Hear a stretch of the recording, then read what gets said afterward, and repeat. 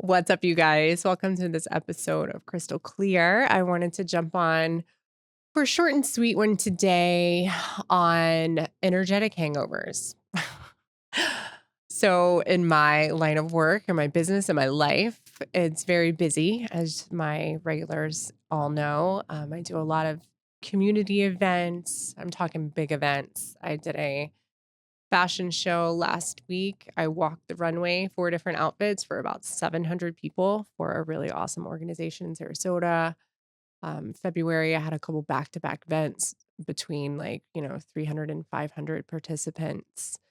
And I'm not always like on stage doing things, but actively, like when you're there, when you're representing yourself and your company and your cause and your purpose, you're on, right? So you're talking to people, you're conversating. There's a lot of background noise, there's music, there's constant distractions. I mean, it's really a very overstimulating environment that in the moment I'm energized by it. I'm super like excited. I love to connect with people. I love to be there. I love to chat but then at the same time I find myself now more so that I do events sober, like I don't drink at these events at all anymore. I find it easier to like find myself in the overstimulated state, which makes me go back to like why I probably drank at them in the first place pre-Brody is because it was overstimulating. So ways that I am able to, and I'll just kind of start with the big events because I want to talk about this because we all experience it at some capacity, whether you've gone to a sporting event or you volunteered at your child's school or you've gone to a big Christmas party or a big party or a school dance. I mean, we've all been a part of, even high school kids. Like I watch my daughter walking into her school and there's bells ringing and people walking around and, you're shuffling from place to place. There's a lot of different energy surrounding you in these situations. And, whether it's people, whether it's environmental factors like background noises or, maybe things in the environment, maybe there's animals around, who knows? Ways that I have been able to kind of cope and manage through this. Something that I just really felt compelled to get on and share with you guys. So, for example, for big events, one of my go-tos is breathing. So, really that's the only thing I can control in the environment. Like if I'm talking a lot and I'm like shallow breathing, I notice that when I can be in conversation, I can get into the shallow breathing. So I make sure like when I'm doing my active listening and the other person is talking, I'm focusing on my breath. I'm taking deep breath in, holding it and allowing it to flow. And I try to do more of a box breathing or sometimes I'll do staggered breathing. So I like breathe in for 4 counts, hold, breathe out for 4 counts. And continue that pattern. And I found that that really helps me stay centered, stay grounded, and also helps me listen. I'm to the point where I'm not actually physically counting my breaths. If I was, I wouldn't be completely actively listening.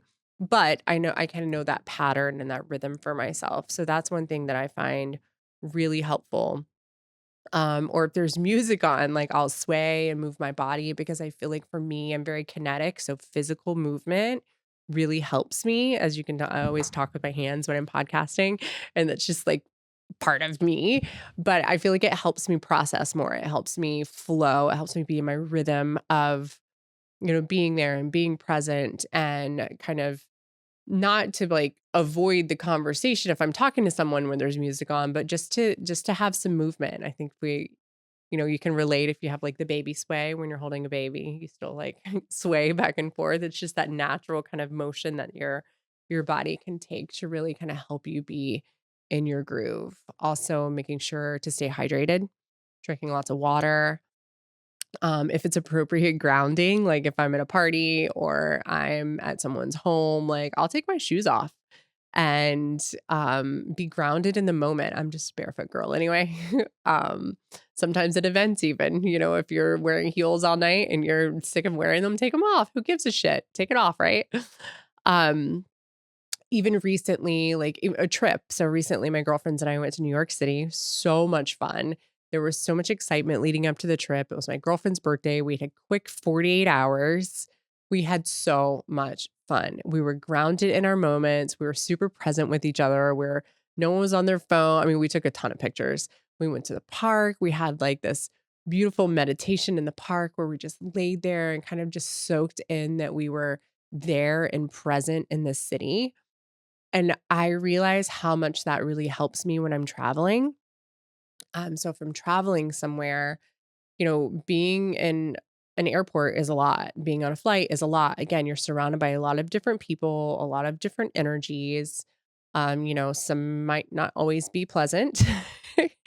Cab drivers, wherever, especially cities like New York City, right? There's always something going on. There's 50,000 different smells in the streets. There's so many different noises in the background. So we really just kind of kicked it off. We hung out in our room for a little bit, went to the park, and really centered ourselves. And I think it really set the tone for the trip and our intention of just being there and being present and soaking it all in. So if you're someone that travels a lot for work, or maybe you do like I do and have to commute to a lot of different places throughout your day, I might have a meeting downtown and I might have to go to my office and I might have a virtual meeting from home, but I really try to get grounded wherever I am when I'm getting there or like once I arrive. And one thing that really helps me is if I'm in my car or in the airport, actually it's kind of fun in the airport too, to put my headphones on or to turn the stereo on and listen to like yoga grounding music with no lyrics. So for me, sometimes lyrics can be overstimulating. So just listening to something that I always find that flutes, like the Native American flute, just really like, I don't know, like I was like my soul really responds well to that.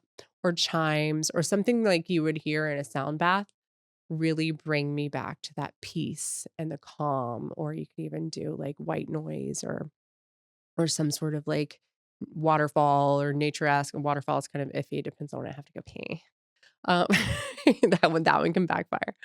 But that's something in between commutes or if it's like a hustle and bustle kind of day, or even in traffic, sometimes just putting on some soothing, calming music will just help me keep my nervous system regulated during those times.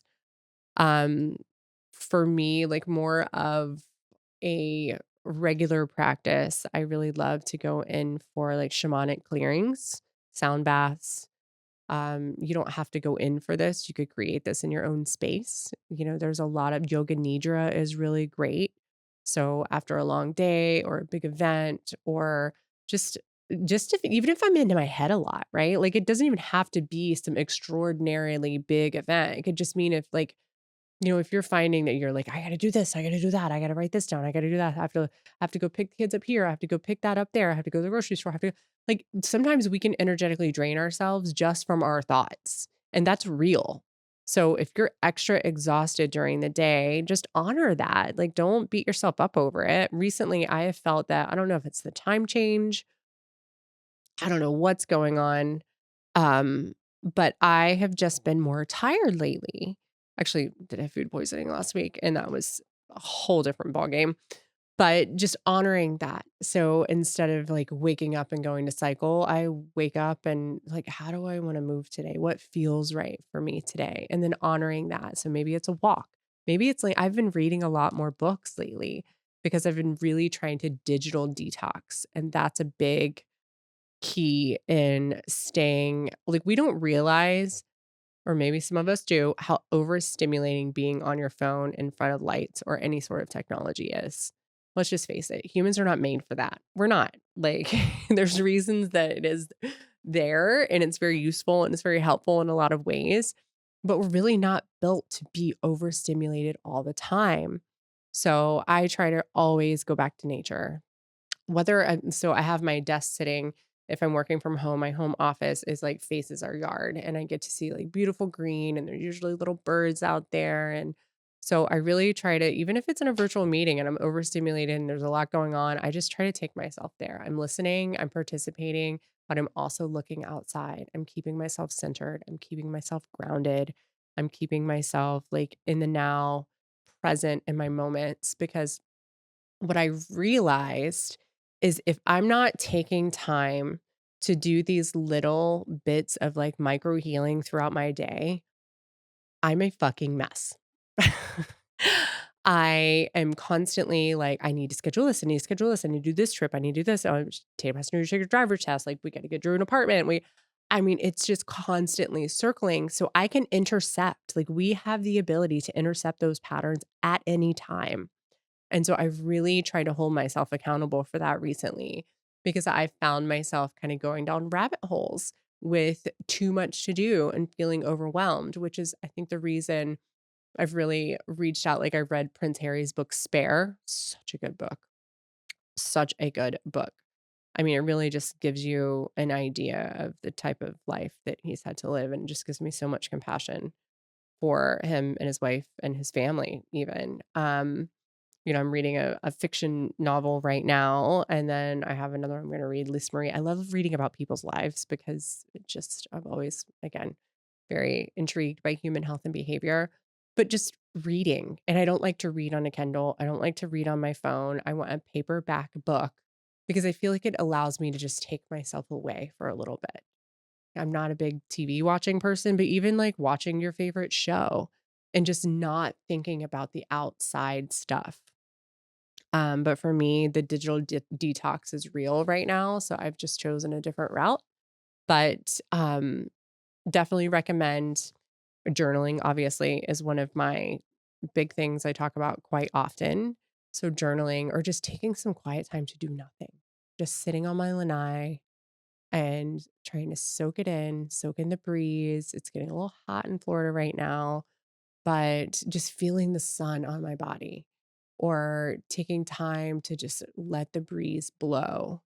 And when I'm walking, like, really paying attention to my senses instead of it gets me out of my head. It gets me out of that constant state of thinking or feeling I need to be doing something. I was sick last week, just allowing myself to be and not worrying about the things that I wasn't getting done.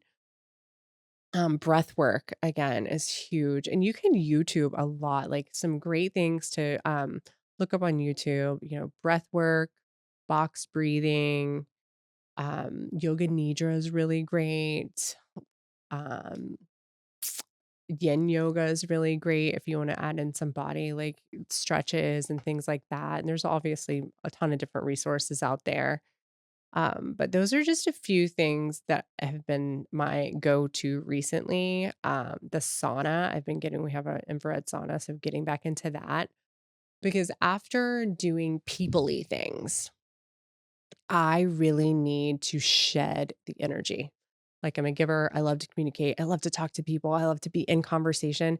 But sometimes I feel like my energy gets sucked out. And sometimes I feel like I accumulate other people's energy, especially if I'm in like one place too long or with, someone that has something going on. And just so something cleansing. I love a good Epsom salt soak bath or magnesium soak bath, a good long shower, a jump in the pool, a sauna, anything that like a sweat, a run, a jog, a workout class. Moving my body always makes me feel like I kind of shed the day. So anything that makes me feel like I'm getting rid of excess is huge in that. So if you find yourself, leaving work events and you're too tired to go for a work class, because trust me, by the end of the day, I'm not exercising. I might do some light stretches or something like that. But my peak exercise time is from about 8 to 10 a.m. or sometimes earlier, but usually around between 8 and 10 these days. Um, and just really taking time to energetically cleanse. So even in the shower, I'll just picture the water rushing over me and just brushing it all away. And even if you don't have access to that, like even this morning when I taught my yoga class, just having the participants, like just taking a moment, closing your eyes, picturing your thoughts like flowing through a river, going down the waterfall and just going away. Like our thoughts are going to come and go, right? But allowing them to just flow, intentionally letting it go and not staying stuck there. You can come back to it, right? Like we can come back. They're not going away forever unless we want them to. That's fine too. but you can always come back to it and knowing that it's not too late to just let it flow, let it go if it's not serving you. Um, I don't know. I just felt really, I know energetically we have a lot going on and a lot coming up. Like we have a son graduating and moving to college, and summer's coming up, which is a busy time of year for travel. So I just wanted to get on and give you guys some kind of tips and tricks on things that I find really helpful to ground me, to center me, to take some quiet time for myself in moments to where I don't get overstimulated energetically, especially like family vacations. That can be a big one. I mean, we have 4 kids. We're not planning a big family vacation this summer. We went to Switzerland last summer, which was beautiful, but you better believe I took some time to make sure, like, I wake up earlier than everyone else. So I would go down, I'd have my latte outside by myself, and just making sure I prioritized my time and knowing that that's not selfish. Or if you're going to a big event, like a big concert or something like that, like, allow yourself enough downtime to recover. So that was kind of something I wanted to touch on. Like, no one talks about, or actually, there's probably a lot of people that talk about it, but I want to talk about it, the effects of energetic hangovers. It can literally mimic the same physiological response as an alcohol hangover. You can feel nauseous. You can feel tired. You can feel lethargic. You can feel sick to your stomach. I mean, depending on what you eat, depending on the people you're around, what you're digesting energetically affects you physically. So, giving yourself appropriate time, like this past week, the beautiful event, I had so much fun. Saturday, I was done. I was down for the count. I canceled my morning Pilates class. I allowed myself to have a slow morning, slowly sipping my decaf coffee while my son watched a movie, having some snuggle time, playing some Lego, like just really having some intentional time at home. And then later on, I felt a little bit more energetic. So I took a walk and went to Pilates at 3 o'clock. So just I allow myself the grace and compassion to pivot and to prepare. And now I know, like in February, I had back-to-back events. I had the Haven Gala, then I had a resilient retreat, farm to table event, both causes that are near and dear to my heart. Love them. It was Saturday night and Sunday night. By Monday, I was physically ill because I was so tired and so worn out and I had eaten food that, it was just I felt overserved. I didn't drink any alcohol, but I felt like I had drank like 6 margaritas. I was puffy and inflamed. I didn't sleep well. So, I just want to throw it out there that, whether you're drinking or not, or doing any other kind of substances, you can still get those types of hangovers just from being in high energy or high overstimulating zones. So, detoxing, sauna, hot bath, a good sweat, a good workout, some alone time, some time to just, even doing Legos with my son, I found so therapeutic because I just wasn't thinking. I was just doing it. So just making sure to prioritize some time for yourself like that. Again, crystalclear.com. If you ever have any questions, would love to chat with you more about this. I'm actually have a lot of upcoming retreats. I'm doing a couple ladies retreats coming up, and I'm going to be hosting some over the summer in my space. And just here for you, here for it. In the comments, if you have any questions, maybe things, situations that you're in that you don't really know how to energetically cleanse from, also have a ton of awesome resources. I love going to like my medium and acupuncture and shamanic clearings and breath work. And I love to do all the things. And even as a fitness professional for over 20 years, I still like to go to an exercise class. Like I love going to Pilates because I don't want to think about it. I want someone to tell me what to do. I just want to go through the motions and be done with it without thinking. So, um, just that's pretty much it for today. I appreciate you guys for always tuning in, for your support. Just thought that I was just from recent events compelled to really put that out for you and support you through your spring and summer transition. So thanks, guys.